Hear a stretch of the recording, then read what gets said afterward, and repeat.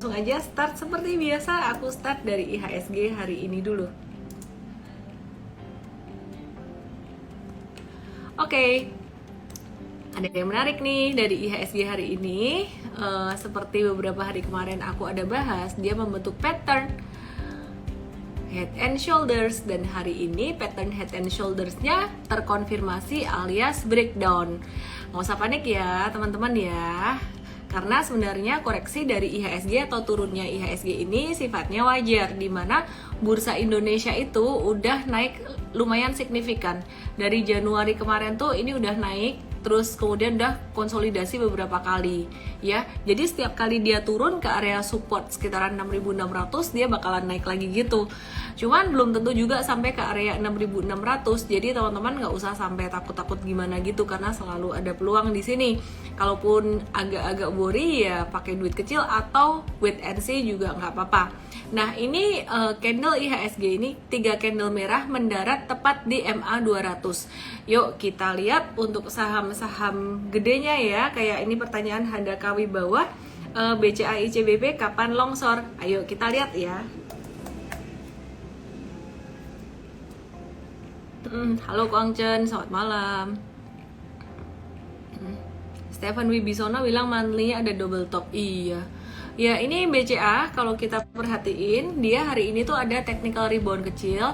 Aku boleh gambar high dan high-nya aku hubungkan, dan juga low dan low-nya aku juga hubungkan kayak gini. Ya, ini didapat 2 garis. Satu jadi resisten, satu jadi supportnya. Tapi yang teman-teman perlu perhatikan di sini, ini trennya mulai turun ya. Jadi trennya mulai turun. Jadi yang tadi Aryo Prameswaro bilang sikat, tenang. Sabar dulu. Kalau mau nyikat ya bertahap aja ya. Jangan banyak-banyak. Kalau misalkan banyak-banyak nanti dikasih diskon lagi, kamu udah nggak punya amunisi. Meskipun kalaupun kamu nyangkut di BCA pun juga nggak apa-apa. BCA bakalan naik lagi. Cuman kan kadang-kadang bisa gemes gitu, kayak aduh ini turun teman-teman, aku bisa beli, aku nggak bisa beli gitu, nggak ada duit. Terus langsung jualan, buka garage sale. Di Indo mana ada ya garage sale. Langsung jualan di marketplace, barang-barangnya dijual buat beli saham BCA. Asal jangan jual ginjal aja ya, kayak berita yang kapan hari jual ginjal buat beli iPhone, nggak banget deh.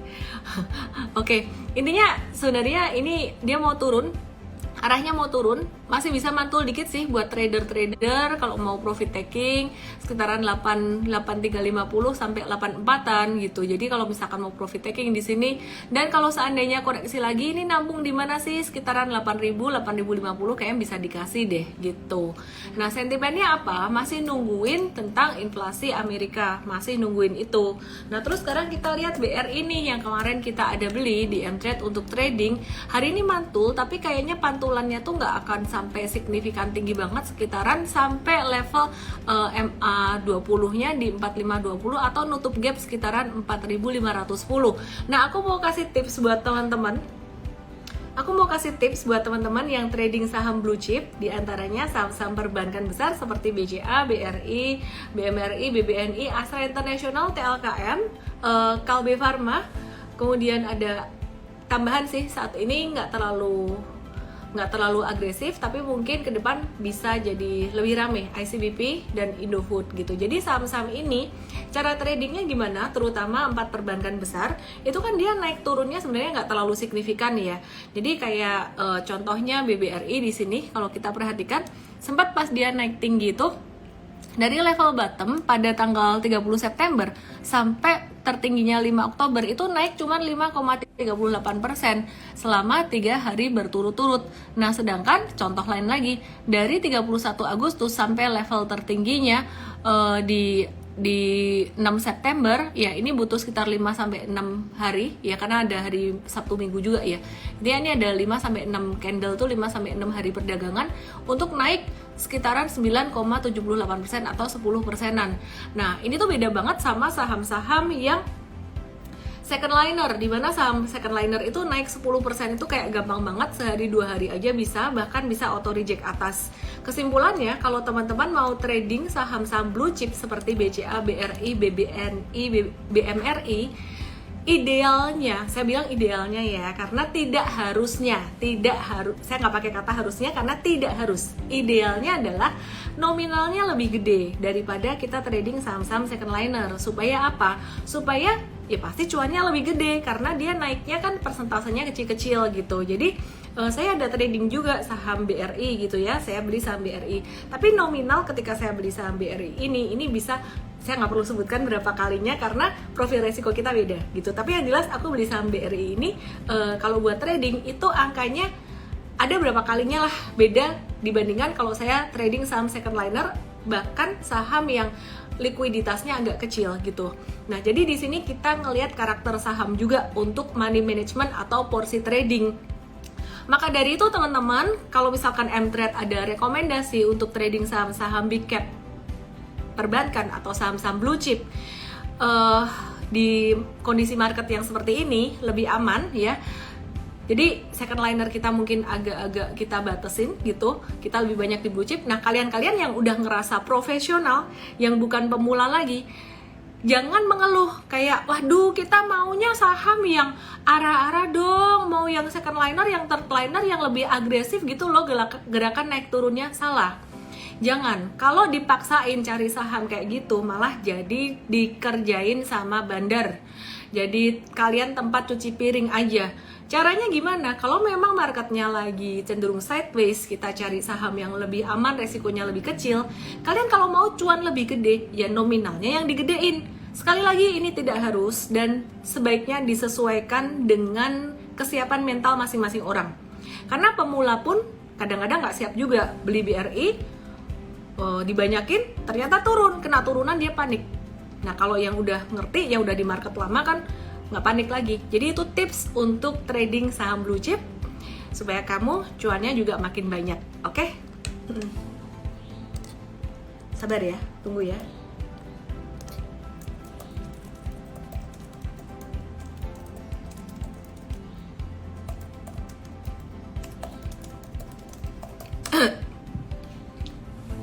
Oke, aku cuma mau ingetin juga teman-teman, masih ada surprise deals Harbolnas 10-10, bonus 10 bulan terbatas. Ini titipan dari tim kita. Oke, titipan informasi ya. Nah sekarang aku mau bahas untuk saham-saham yang perlu diwaspadai, teman-teman hindari dan perlu diperhatikan. Oke, kita lihat dulu yang perlu dihindari atau diwaspadai dan yang bikin IHSG hari ini turun lumayan signifikan, yaitu saham Arto. Waduh, ini udah jatuh, istilah kata tuh udah jatuh tertimpa tangga gitu. Ini udah jatuh, volumenya gede banget lagi. Harusnya udah keluar, setidaknya pas kemarin breakdown dari 7525 tuh nyangkuters mesti keluar. Kenapa? Karena ini support yang sangat kuat sekali. Tapi kalau misalkan kamu udah terlanjur, aduh aku terlanjur nih nyangkut, udah jatuh tertimpa tangga, nominalnya gede, ya udah sabar dulu lah, sabar dulu, tunggu technical rebound baru dikurangin gitu ya. Terpenting nomor satu sebenarnya dalam trading dan investasi saham adalah nominal gitu. Kalau untuk saham-saham yang secara sebenarnya kalau ngomong kapitalisasi susah juga ya. Arto ini dia market cap-nya lumayan gede. Secara fundamental deh, kita ujung-ujungnya balik ke fundamental perusahaan ya. Jadi cash flow, laba rugi itu diperhatikan sekali, dan tingkat hutang ya. Jadi kalau fundamental perusahaannya kurang bagus, kurang kuat, ya sebaiknya nominalnya juga jangan terlalu gede. Karena sekarang kalau ngomongin market cap, perusahaan yang berkapitalisasi besar, banyak perusahaan yang kayak gini juga gitu. Oke, sekarang kita mau bahas masih dari sektor yang sama, perusahaan teknologi. Be very careful ya. Ya, tadi kenapa Arto dibilang jatuh ketimpa tangga, aku ulang lagi ya, karena jatuhnya dengan volume besar. Plus GoTo, Gojek Tokopedia ini udah jatuh ketimpa tangga juga sama dengan Arto. Kenapa? Karena dia itu ini tren turun dan ini kemarin disupport di 238. Jadi dia jatuh tuh sebenarnya saya bilang jatuh itu turun dari 280, ini jatuh. Ketimpa tangga tuh ketika dia breakdown dari 238. Jadi secara teknikal ini very strong downtrend. Kapan naiknya ya nggak ada yang tahu. Yang jelas kalau kamu belum punya ya jangan masuk.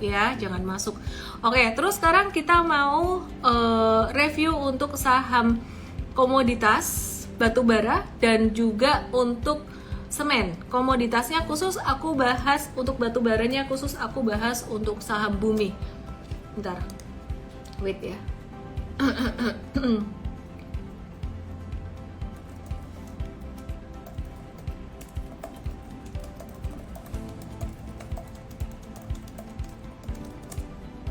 Oke, wait, hang on. Aku ambil satu data dulu sebentar. Aku grab data sebentar ya. Oke. Ya, sekarang kita lihat Bumi Resources. Bumi Resources ini kemarin aku udah bahas beberapa kali bahwa ada private placement. Private placement tuh apa sih? Private placement tuh adalah penerbitan saham baru tapi dijualnya ke investor tertentu, nggak dijual ke investor publik. Jadi sebenarnya mirip kayak right issue, cuman kalau right issue tuh HMETD itu dijual ke investor publik, Anda dan saya bisa ikut nebus. Cuman ini dijualnya ke investor tertentu, yaitu yang beli dari grup Salim. Nah, pertanyaannya kenapa dia turun? Ya nggak ada hubungannya sebenarnya mau private placement atau gimana harga naik atau turun. Kalau menurut saya berita private placement itu udah terdiskon sebelumnya ya. Jadi bumi naik tinggi ini juga selain karena harga batu bara naik, ini juga berita private placement sudah terjadi sebelumnya gitu, sudah discounted sebelumnya, dan ini yang saya sebut dengan sell on news. Ketika beritanya keluar, retail baru masuk, malah yang udah istilah kata mungkin yang tahu berita sebelumnya tuh udah malah keluar. Jadi be very careful here.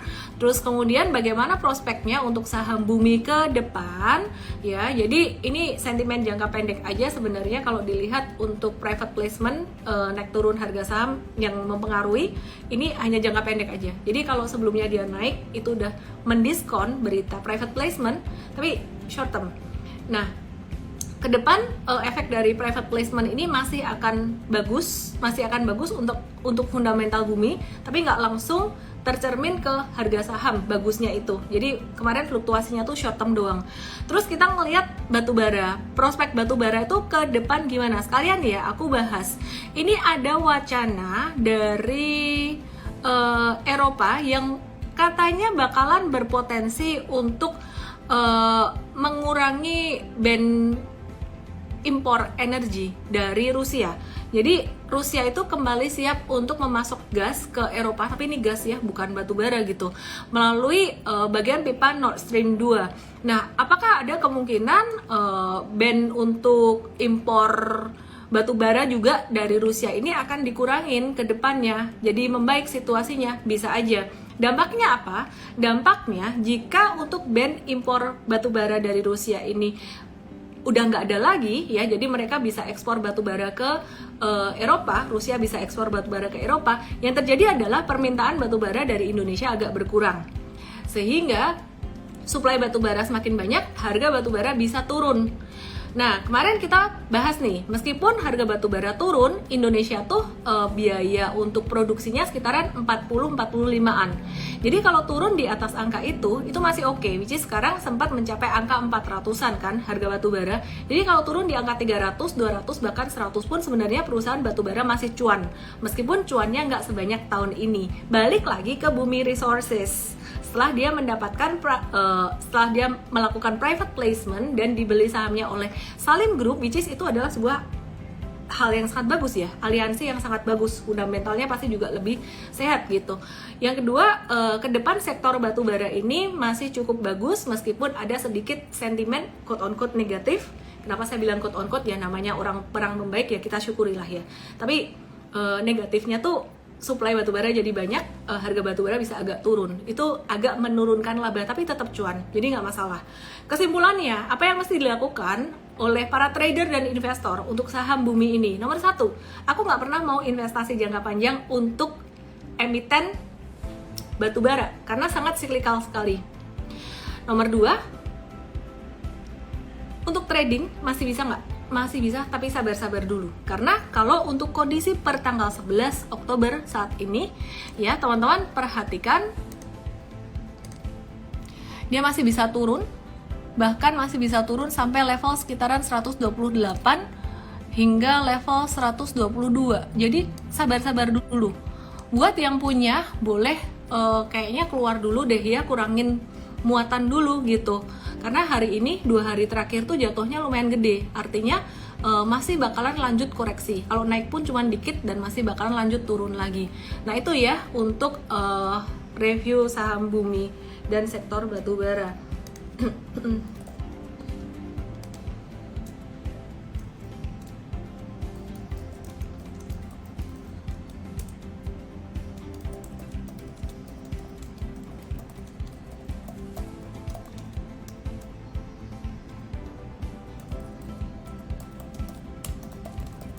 Oke.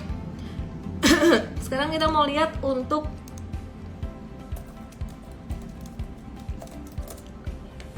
harga batubara. Kita mau lihat harga batubaranya sendiri gimana. Yang tadi aku bilang sebenarnya Indonesia tuh sangat diuntungkan dengan Eropa nge-ban ekspor batubara dari Rusia, yang malah merugikan dirinya sendiri sih ya. Bodoh sih mereka mau diakalin, diomong-omongin sama US, ngikut-ngikut sembarang gitu, malah merugikan mereka sendiri. Jadi kalau ban-nya dibuka, mereka impor batubara lagi dari Rusia, itu agak-agak nurunin harga batubara, supply-nya jadi bertambah. Sekarang kita lihat ya, sekarang kita lihat untuk harga batubaranya gimana.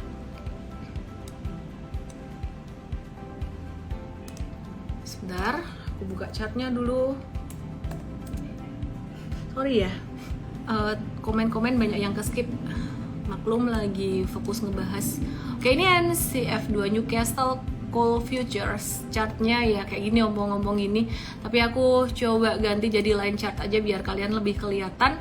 Lihat yang biru aja, yang biru tebal. Ya gimana sih cara ngebaca chart, cara menerjemahkannya gimana? Simple. Ini tadinya naik, sekarang udah mulai melandai, artinya udah agak-agak slow down. Harga batubara bisa turun sampai ke 348 ya. Jadi tadinya sempat mencapai level tertinggi itu 463. Wow gitu ya. Tinggi banget dan naiknya kita lihat ya, naiknya dari level terendah tahun lalu tuh berapa. Nah, ini kalau teman-teman mau tahu heboh dan hype-nya kenaikan harga batubara karena impor batubara dari Rusia itu di ban ya. Ini naiknya tau nggak, ini 418% kalau dihitung dari 2020, dari bottom 2020. Salah, 878%. 878% itu sekitaran 8 kali, 9 kalian ya, lebih. Jadi ini sangat signifikan sekali naiknya, dan wajar kalau dia ada normal correction. Dan gak heran juga untuk saham-saham batubara tuh sekarang kayak ITMG, Adaro tuh apalagi Adaro udah mencapai level all time high-nya kan. Nah ini normal correction, ini akan koreksi normal, sideways dulu. Harga batubara bisa turun sampai ke 347 sehingga mengakibatkan saham batubara juga akan terkoreksi meskipun nggak langsung ya, nggak langsung. Oke, nah ini teman-teman perhatikan, Adaro juga udah mulai sideways, dia udah mulai sideways. Nah sudah saya mention dari beberapa dari sebulan yang lalu bahkan ya, dari bulan kemarin, dari September, bahwa be very careful dengan sektor batubara yang udah ketinggian dalam jangka pendek. Fundamental memang masih bagus. Batubara ini fundamental memang masih bagus, tapi dalam jangka pendek ini udah riskan. Oke, aku lihat komen-komen. Ya, ini ada yang minta di reviewin ADMR.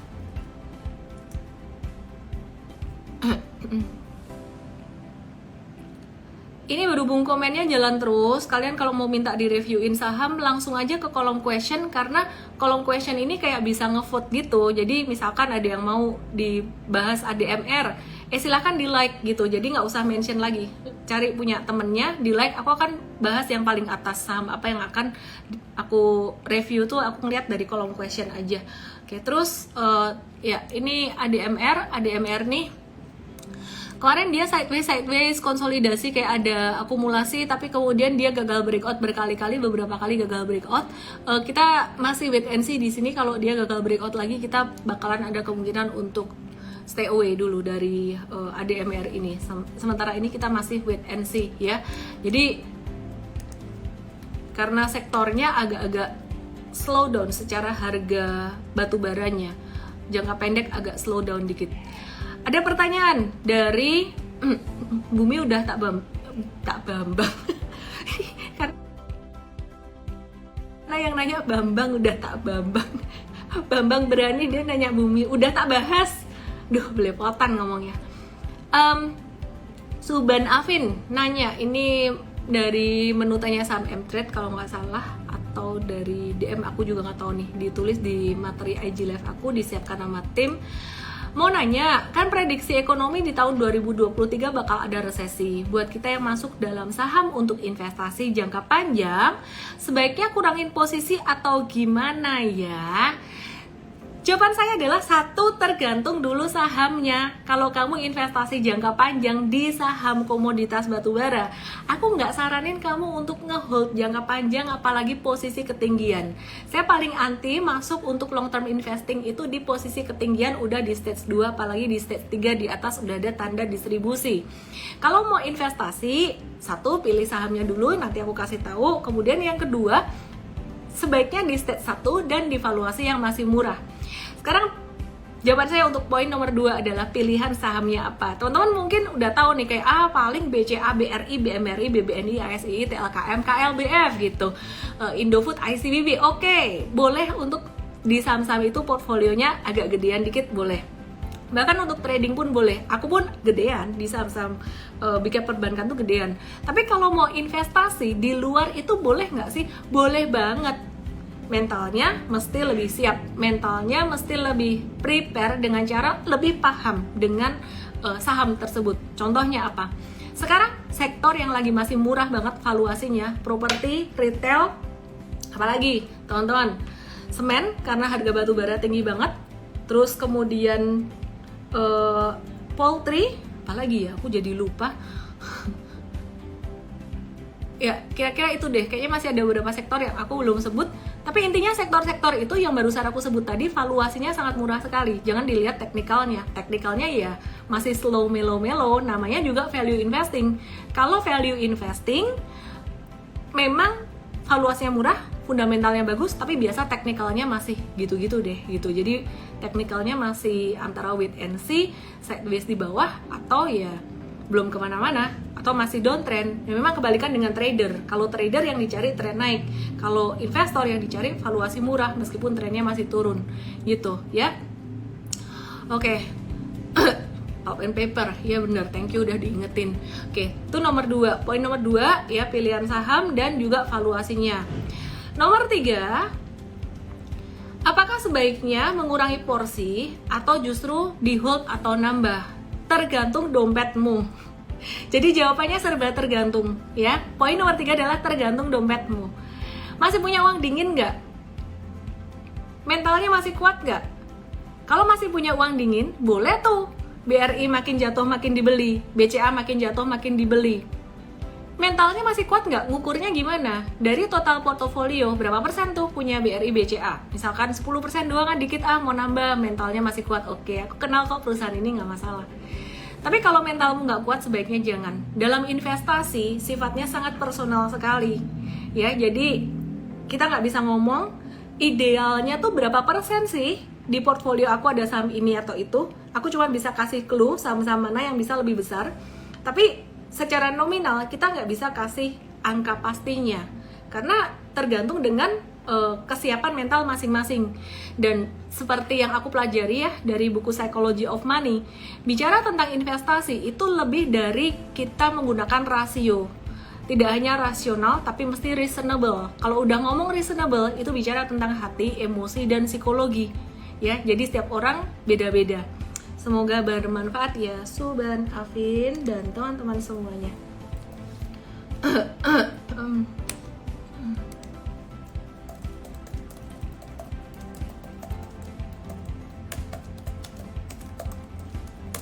Oke.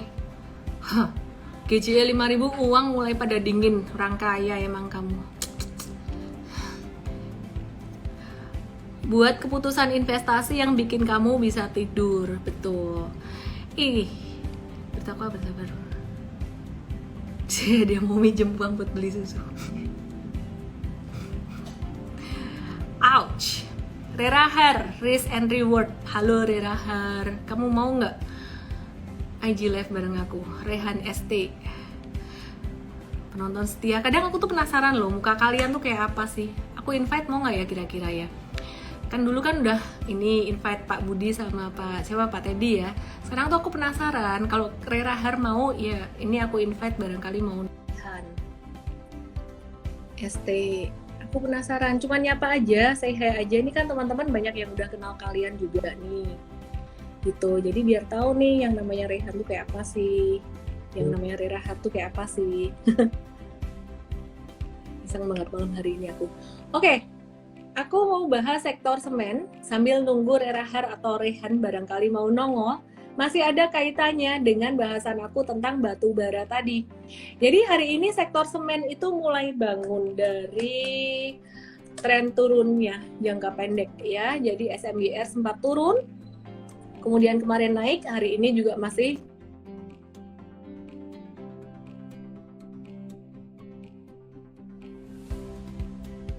lama banget.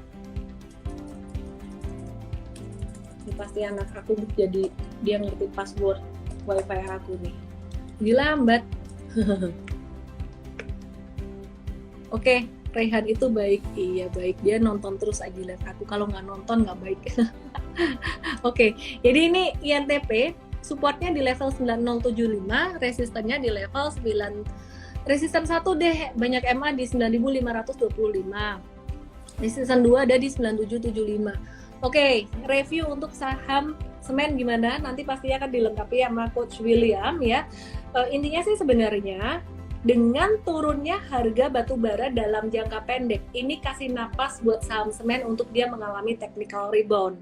Dan jika nanti seandainya perang Rusia-Ukraina mereda dan Eropa udah kembali membuka ban untuk impor batu bara dari Rusia, harga batu bara turun, itu bisa jadi katalis yang positif untuk semen. Jadi sebenarnya mau kebijakan apapun, kanan kiri tetap oke, masih ada peluang.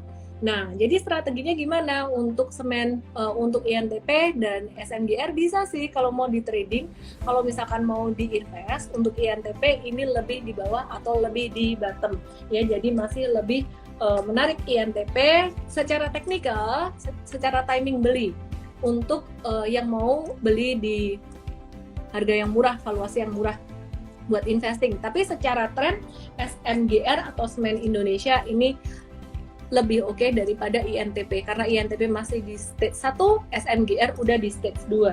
Sementara itu SMBR balik ke stage 1-nya lagi dan trennya masih belum menarik ya. Kita lagi watch aja untuk buy on weakness. Kira-kira kayak gitu untuk sektor semen. Ternyata pada nggak berani nongol ini Rerahar dan juga Rehan ST.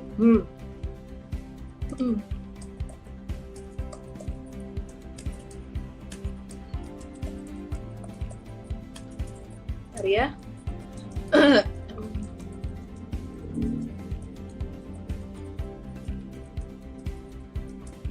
Oke. Wahyu MJ Goto melorot, wah iya kan aku udah bilang tadi jebol dari support ke support, udah jatuh tertimpa tangga secara teknikal, oke, bukan perusahaannya masih oke kok.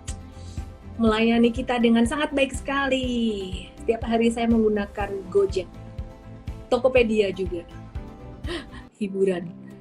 Belanja lewat Topet. Rerahar next time. Aku baru maunya hari ini aku ditolak sama Rerahar dan Rehan ST. Baiklah kalau gitu aku invite Coach William atau Susan Cucu mau nggak ini ya? Iseng deh ya. Sebelum aku invite Coach William. Oke. Hari ini asing net sell, market value hari ini sepi banget guys, 11,8 triliun doang. Lagi nungguin FOMC minutes meskipun nggak ada FOMC meeting. Asing net sell kecil sih, 45,74 miliar doang. Dia net sell di saham TLKM 193 miliar, terus kemudian BBCA 109 miliar, Arto 25 miliar, Astra International 15,9 miliar, dan MDKA 15 miliar. Sebelum aku baca question, wah iya ini kolom question udah banyak, aku kepengen bahas ASI ini. Dikit ya. Oke. ASI kena support dan ini ada mantul, tapi kayaknya koreksinya sifatnya masih sementara dan masih ada kemungkinan turun di 6275, jadi M-Trade masih wait and see. Dan ini ada pertanyaan yang di like 64 orang dari Sadan PPP. Kenapa BRI naik sendiri? Jawabannya simple sebenarnya, karena kemarin dia udah turun ketika yang lain naik. Ya, jadi kemarin udah turun ketika yang lain naik, dan hari ini naiknya sifatnya technical rebound aja. Dan dia nggak naik sendiri kok, ditemani sama ASII juga, terus ditemenin sama apa ya tadi, ada lagi yang naik, BBCA juga hijau ya. Jadi tenang aja guys, naiknya cuma sementara aja. Buat trader-trader mungkin kalau ada 1-2 hari lagi naik bisa dimanfaatkan untuk profit taking gitu. Oke, terus Saratoganya dong dari Nyereu Hati yang nge-like banyak banget, 63 orang pada galau dengan Saratoga. Saratoga Investama Sedaya, mungkin nanti bisa dibahas juga sama Coach William.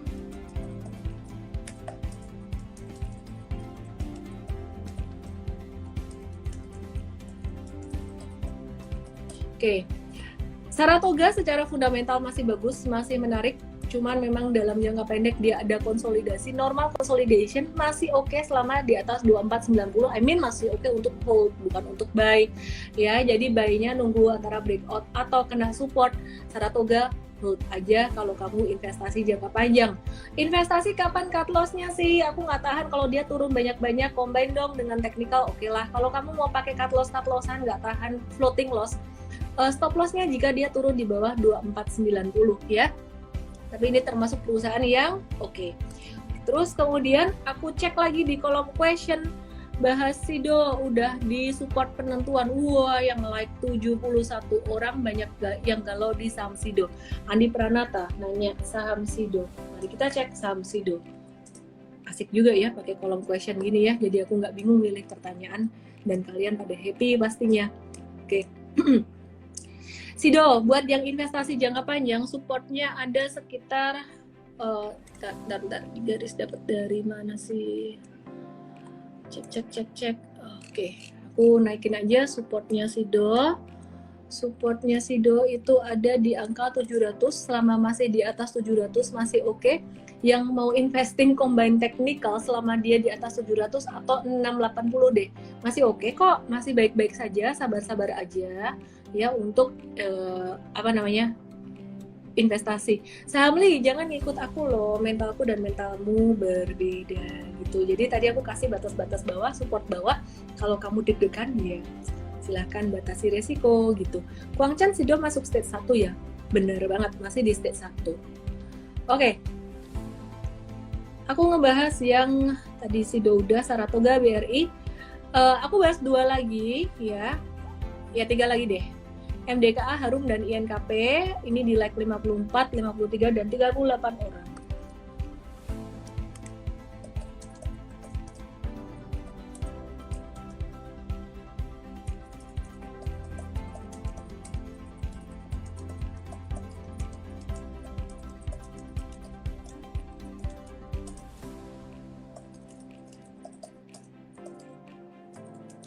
Oke, sekarang aku mau bahas MDKA, Harum, dan INKP. Wah, pada happy kan kalau pakai kayak gini.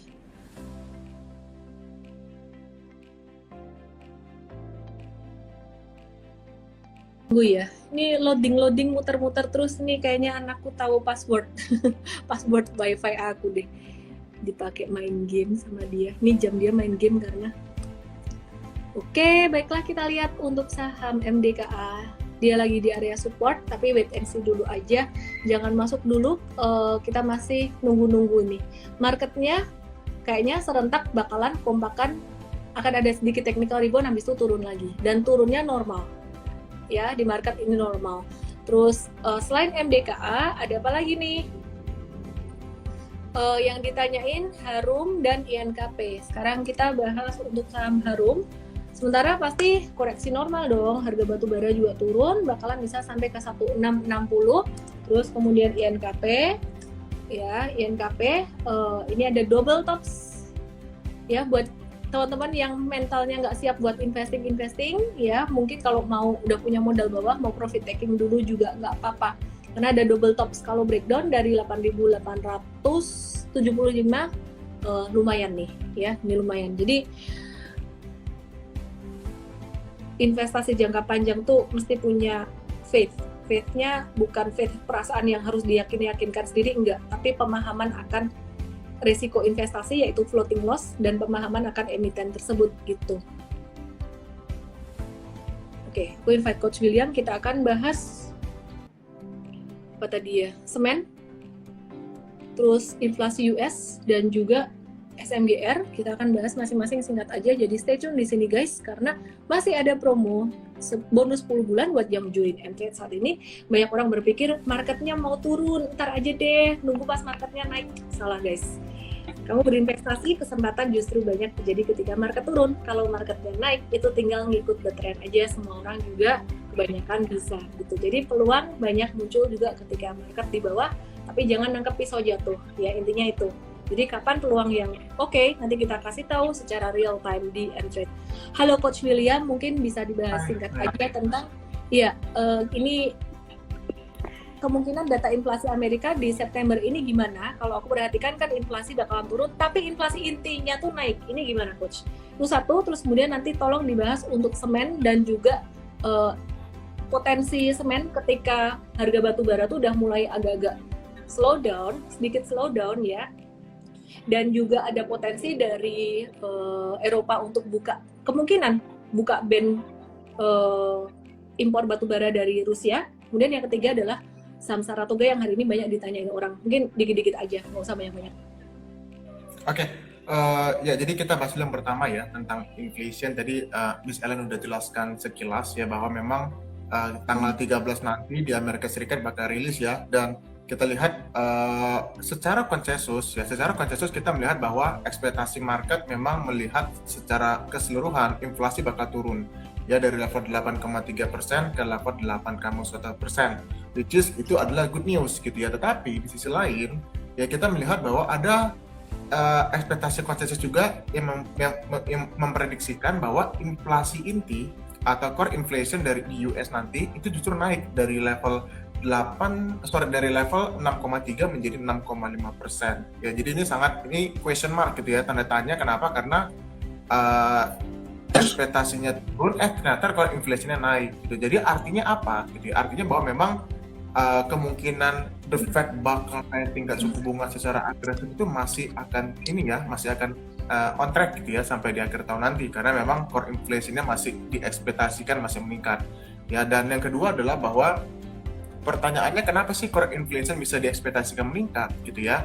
Nah, kita pikir semua make sense. Kenapa? Karena ya kita melihat beberapa hari terakhir itu kan OPEC itu memutuskan untuk nge-cut oil production ya sebesar 2 juta per barel. Ya, ini salah satu yang kita pikir akan menstimulus kenaikan inflasi yang lebih tinggi di US dalam beberapa bulan terakhir atau minimal sampai di bulan November nanti gitu. Jadi artinya adalah kita tetap perlu waspada meskipun inflasi Amerika secara umum turun, tetapi core inflation kemungkinan masih bakal tinggi nih di bulan September ini, seperti itu. Nah, itu yang pertama tentang inflation. Yang kedua adalah tentang semen. Ya, semen tadi menarik juga ya, kita lihat semua saham semen semua agresif. Dan kita pikir ini cukup wajar. Kenapa? Karena satu sisi harga batu bara, kalau teman-teman lihat secara bulanan itu sudah turun 13%. Gitu ya. Jadi kalau misalnya kita lihat selama ini kan yang membuat saham batubara ngedrop itu kan gara-gara harga batubara tinggi, di mana batubara merupakan salah satu beban untuk beban energi production atau produksi dari semen itu sendiri. Gitu. Nah, ini sudah terjadi dan penurunan 13% inilah yang direspon positif oleh market pada hari ini. Dan kebetulan ya ternyata memang valuasi saham di sektor semen memang udah murah gitu ya. Kita lihat aja INTP, SMGR gitu. Bahkan SMGR sama semen batu raja kan lagi mau merger ya nih teman-temannya. Jadi kita lihat mereka juga bakal collab dan market share mereka bisa naik juga kalau nggak salah ke level 55%. Jadi memang ini sangat atraktif sekali gitu. Jadi baik itu dari sisi valuasi, dari sisi harga bahan bakunya turun, dari sisi market share, semua itu sangat atraktif story-nya ya untuk semen untuk saat ini. Ya, jadi kita pikir semua make sense. Dan kalau misalnya kita bertanya kenapa sih harga batu bara turun, Nah, ini semua tuh pengaruhnya tentu adalah karena melambatnya aktivitas ekonomi di China. Ya, teman-teman udah tahu lah ya, ada apa di China ya. Tentunya karena salah satunya adalah faktor dari COVID yang memang masih terus berlanjut sampai sekarang, yang membuat mereka harus lockdown. Nah, yang terakhir soal Saratoga ya. Saratoga mungkin dari aku singkat aja ya, Miss ya. Kalau kita lihat sih memang portfolio dari Saratoga sebagian besar adalah di bisnis komoditi ya, kita ngelihat seperti kayak Adaro dan sebagainya gitu ya, dan MDKA dan sebagainya yang memang kita lihat secara trennya itu memang agak sedikit melambat. Tetapi ya kalau misalnya kita melihat secara mid to long term gitu ya, ini masih ada peluang upside yang sangat menarik sekali di Saratoga. Kenapa kita bisa berani bilang kayak gitu? Karena ya kita tahu ya bagaimana manajemen Saratoga ini punya strategi akuisisi itu yang sangat atraktif setiap saat. Di setiap waktu mereka tuh pasti selalu menghasilkan keputusan akuisisi bisnis yang cukup bagus. Dan kita juga melihat ada celah Saratoga, ada kemungkinan katanya bakal masuk ke segmen-segmen yang lebih ke green energy katanya gitu ya. Cuma kita belum tahu ya ke arah mana ya. Cuma memang target mereka bakal masuk ke sana dan kita pikir ini cukup atraktif ya untuk mengganti segmen portofolio mereka yang saat ini lebih ke arah komoditi. Itu jadi ya mungkin Saratoga kita pikir dalam jangka menengah panjang masih ada ruang upside yang cukup atraktif gitu misalnya. Oke, puas teman-teman semuanya. Bahas Akses deh, Will. Ini pada kalau lu nongol selalu Akses aja, padahal lu tuh nggak rekomen Akses karena salah sebut aja tuh S Hardware sampai sekarang diinget-inget. Will, ya itu S Hardware gimana tuh kabarnya, fundamentalnya, valuasinya, teknikalnya aku bahas. Jadi gini, misalnya ini menarik ya. Ini tadi sore, ya jam-jam 2 tadi kita tuh baru bikin video YouTube tentang Asus ya. Jadi teman-teman yang penasaran sebenarnya sih nanti bisa nonton langsung di YouTube ya. Tadi kita sudah jelaskan cukup panjang lebar lah tentang Asus. Cuma kayaknya nggak rilis hari ini gitu ya. Mungkin beberapa hari ke depan. Cuma oke, kita bahas sekilas ya tentang S Hardware ya. Kenapa sih Asus itu turun? Bahkan kalau teman-teman ingat ya, kemarin kita udah pernah bilang nih Asus hati-hati bakal turun di bawah 600, bahkan mendekati ke 500, dan surprisingly memang akhirnya terjadi gitu ya. Nah, yang perlu kita lihat dari Asus itu adalah pertama kita pikir kenapa harga saham Asus turun dulu ya, itu dulu yang pertama.